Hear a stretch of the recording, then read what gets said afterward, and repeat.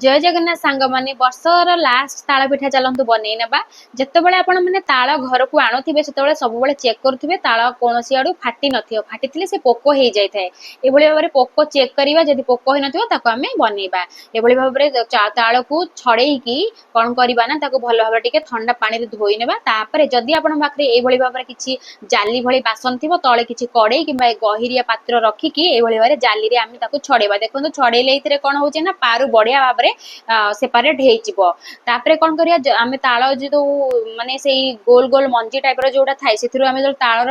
रसटा छड़ेबा सब टे पानी छींची देले कौन हम ना भल भाव में छाड़ी बेसी पानी देले पानिया हो मोर कौन कर ताल मुंड छड़ेला गैस रे बसईकी टिके आम बॉयल करना तार कंचा स्मेलटा पड़ापी टे मु लुण आ गुड़ा आड करी जेहेतु टिके मिठा हाँपाई तापर मुझे फ्रिज रे स्टोर करनी जदि आप सांगे सांगे पिठा बनइबे फ्रिज रे स्टोर करिया कौन दरकार नहीं ताको आपण सांगे सांगे चाउल चूना रे मिसेकी किछि पिठा गढ़ी परिबे एठी मु 2 गिना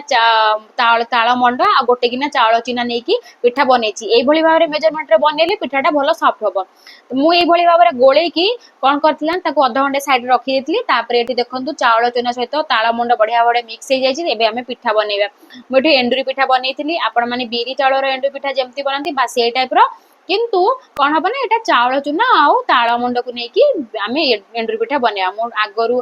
बनई नहीं नड़ियार पुर आम ये भाव में एंडुरी पिठा बनई नापर मु एंडुरी पिठा को स्टीम करनी 30 ରୁ 45 मिनिट्स भितर आम एंडुरी पिठा स्टीम हो देखो ये मोर एंडुरी पिठा स्टीम बढ़िया भाव में हो जाए देखा चेक करवा केमती पिठा गुड़ा सीझी ना ना देखु बढ़िया सीझी तो जाइए खाइबा टेस्टी थिला आपण माने निश्चय ये भाव में ताल एंडुरी बनईकी खातु।